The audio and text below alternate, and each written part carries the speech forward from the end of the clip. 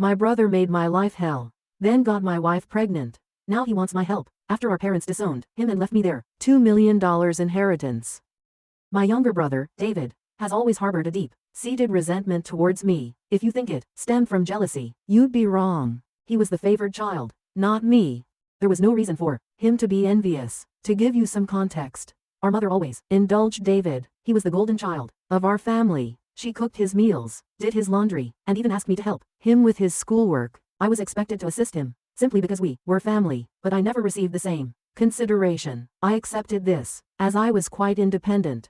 Perhaps it was partly my fault for always meeting his needs without expecting anything in return. He never helped me when I needed it, and only approached me when he wanted something. While I was a quiet, introverted kid who enjoyed studying and keeping to myself, he was loud and rough, just like our dad.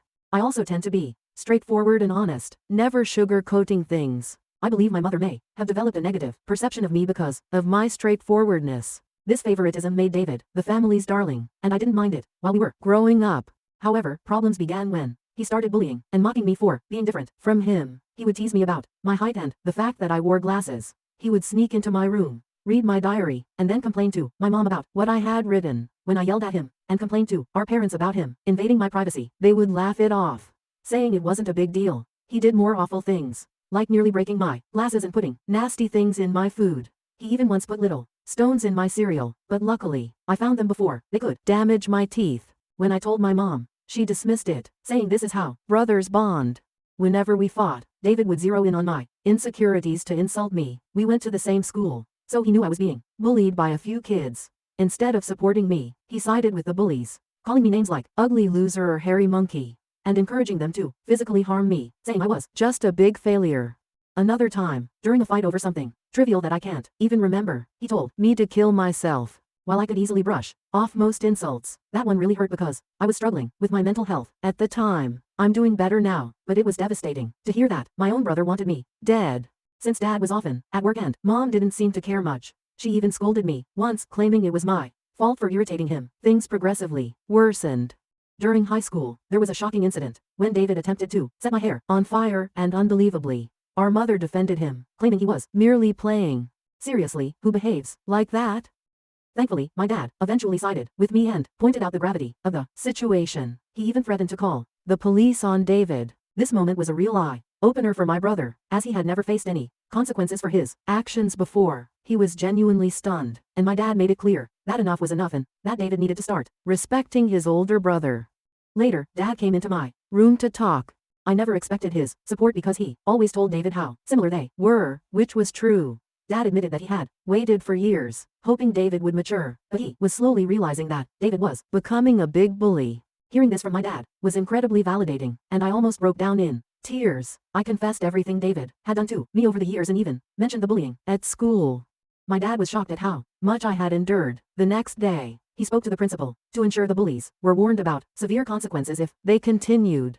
Later that evening, Dad enrolled me in MMA at our local gym, telling me I needed to man up and stand up to bullies in my life. I admit that a nerdy kid like me, trying to learn to fight might have seemed laughable, but I was very focused. I managed my time well to balance my studies and daily workouts, and the MMA classes completely changed my life and physique. One day, David was up to his antics again. He stole my pocket money, which we received for helping with chores. I had been saving it for a while.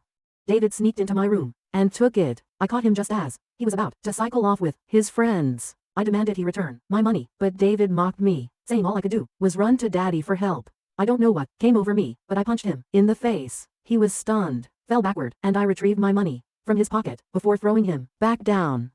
David started crying loudly, which was quite comical. However, my mother rushed out to help him and find out what happened.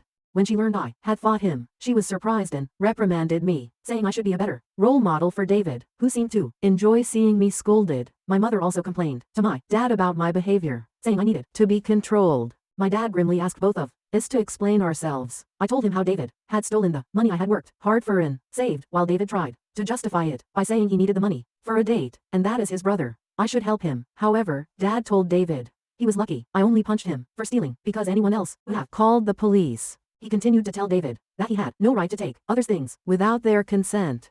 David didn't like that and threw a tantrum, likely hoping our mother would side with him. But Dad remained firm. When David realized he wasn't going to be punished for being hit, he screamed how much he hated me and ran back to his room, locking himself in. Following that incident, David began to distance himself from me. He had finally understood that he couldn't bully me anymore, and that even Dad had stopped supporting his antics. For the first time in a long while, I felt like we were equals. Though he could no longer physically harm me, he resorted to verbal insults when our parents weren't around. His behavior worsened with age, becoming angrier and more short-tempered each year. When I approached him with a question, he would ignore me and walk away, muttering insults like nerd or loser under his breath. If he needed to communicate something, he would relay it through our mother instead of speaking to me directly. When I questioned her about why David couldn't just talk to me, she would urge me to be more understanding. I couldn't tell if it was just puberty or genuine hatred. Over time, dealing with his comments became unbearable, and I longed to move out and get away from him. I repeatedly asked my mother to mediate a sit-down conversation for us to resolve our issues, but she always refused, saying she didn't want to get involved. When I asked her opinion on why David treated me this way, she would brush off the question. Eventually, I left for my dream university, having earned a scholarship as a top student. My dad threw a party for me, and even my mom seemed proud. However, David remained aloof and distant, barely acknowledging my achievements. The day I left for university was a mix of excitement for the future and relief to escape the toxic home environment. The first few months at university were liberating. I made new friends, enjoyed my classes, and started to build a life separate from the oppressive atmosphere of my childhood. The constant fear of David's verbal attacks lifted, giving me a newfound sense of peace. During my second year, I met my wife Karen at a frat party through a friend, and we immediately clicked. Coming from a religious background, having kids outside of marriage was frowned upon. However, when we discovered she was pregnant in our final year, we decided to marry right after graduation. Our wedding was a small but joyful ceremony. Our parents were happy for us, and we enjoyed the celebration. At that moment, I believed Karen was the love of my life. I had always envisioned a monogamous relationship, one woman to come home to and share my life with. Despite other women showing interest over the years, I never pursued anything because I was genuinely content in my marriage. Karen was my dream girl, and I never wanted to hurt her. However, I later uncovered 2 incidents of infidelity in our marriage. One was an intermittent affair with her married coworker that spanned several years, and the other was a brief fling with an ex-boyfriend during a visit to her family. Some might think I was naive, and looking back, I can't completely disagree. Each time we separated, for a while, I chose to forgive my wife. I didn't want to raise our child in a broken home and believed we could overcome these obstacles. The affair with her coworker happened when we were young, and I attributed it to youthful mistakes and poor judgment. For a period, things seemed to get better. Although I could never fully trust her again, I did my best to set aside my doubts, knowing that if I chose to forgive, I had to genuinely work toward a fresh start. It's been 4 years since her second betrayal, and I felt confident in my decision to give her another chance.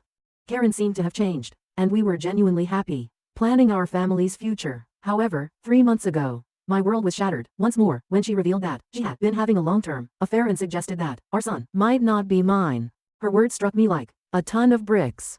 A mix of shock, betrayal, and disbelief overwhelmed me. I struggled to comprehend the enormity of her confession. In a daze, I managed to ask why she had kept such a significant secret and how she could have done something so devastating. Her reaction was cold and indifferent, as if she were detached from the pain she caused. Her vague responses left me with more questions than answers. It was a surreal and painful moment, confronting the shattered trust and uncertainty about my own family. I continued to press Karen for the truth because I felt I deserved to know the father of the child I had been raising since birth. Ultimately, she admitted it was David. My eyes widened in shock as I asked Karen what she meant. She explained that she and David had become friends when I introduced her to my family, and she stayed with us from Thanksgiving until New Year's. David, usually cold to me, was warm and polite towards her, which made me glad because I didn't want Karen to feel unwelcome. Karen wanted to be accepted into my family, so she spent significant time with my mom whenever possible. She noticed the rift between David and me and questioned me about it. I opened up about our strained relationship and explained that we might never repair it due to his unresolved feelings. Karen understood but started including David in our outings, hoping it would help us bond. Whenever we planned to watch a movie, she invited David, and we watched whatever he chose. During this time, David and I exchanged a few words, which was an improvement compared to his usual silent treatment. I remember Karen and David hanging out and playing video games together, but I never thought much of it.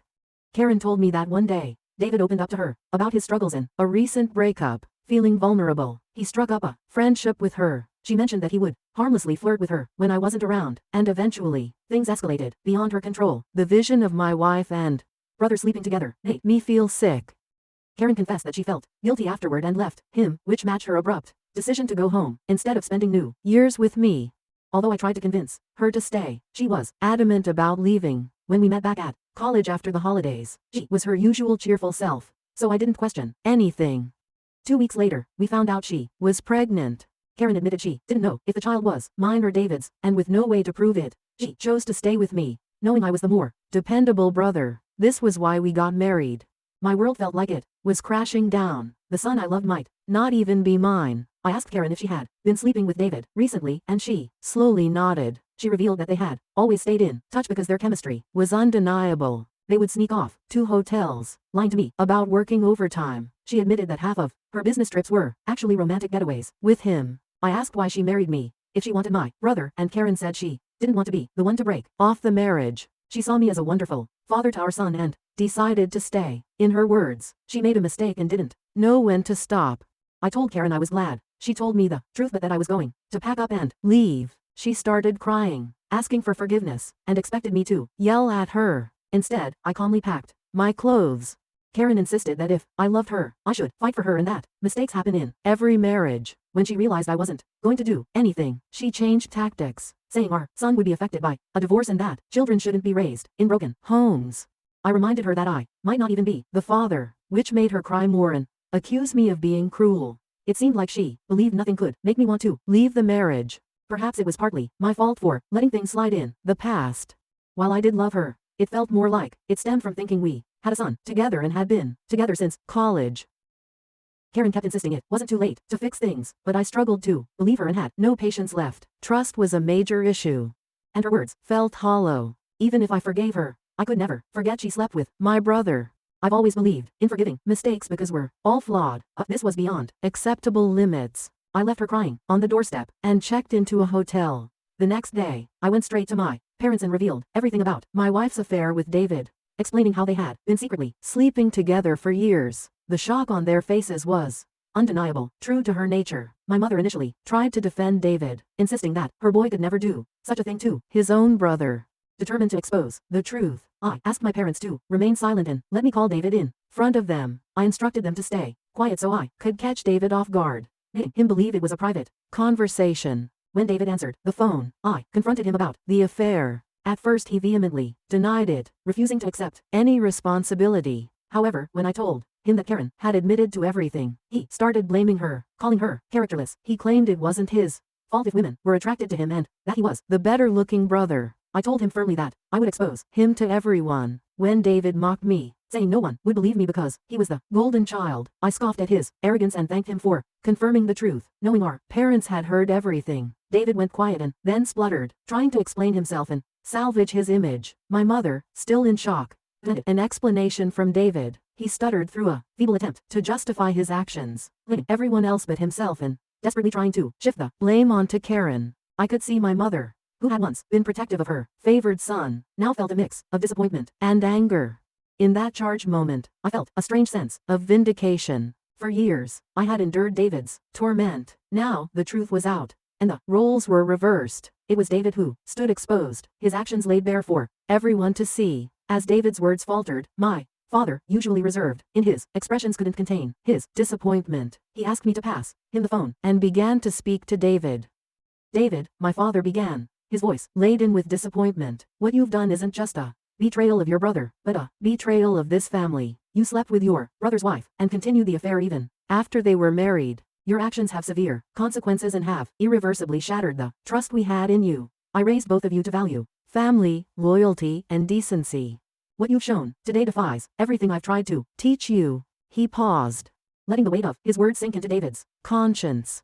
Your disregard for your brother's feelings and the lack of respect for his marriage are unacceptable. You've not only hurt him, but also torn apart the bonds that hold our family together. Your mother and I are partly to blame for what you've become, but we will no longer tolerate this behavior. From today, you're cut off from the college funds I set up for you. You'll have to figure out how to pay your university fees on your own. I will also stop funding your lifestyle. Do you think it makes you more of a man to sleep with married women? Let's see how you manage without my money. Throughout this, I maintained a composed demeanor, although I initially wanted to scream at David. Watching my dad punish him was the ultimate vindication. I had exposed his true nature, and it was clear he had underestimated the consequences. My mother, despite David's persistent protests, continued to justify him, but my father swiftly ended the call, shutting down David's attempts to explain away his actions. Afterward, my mom approached me and hugged me. It had been a long time since we shared such a moment, but in that embrace there was an unspoken understanding and support amid the family turmoil. She apologized for not believing me all this time. My 14-year-old self could never have imagined this moment, being vindicated and embraced by my mother. Following this, my dad helped me find a good lawyer to divorce Karen. She and her lawyer tried to fight dirty, asking for alimony since I earned more than her, but her affair played heavily in my favor. We also conducted a paternity test, and it was confirmed that David was indeed the father of the child. The news was incredibly painful, even worse than discovering Karen's infidelity. I was furious that the son I had loved and raised wasn't mine. However, I decided to stay strong. Karen begged me to continue visiting my son, arguing he shouldn't be punished for the situation, but I couldn't bear to see him. He reminded me too much of David, and I hated it. After my divorce was finalized, I felt a sense of freedom wash over me as I moved into my own bachelor pad. It felt surreal to live alone since I had married so young and never really had the chance to experience independence. However, my naturally independent nature allowed me to quickly adapt to my new lifestyle, and I thoroughly enjoyed it.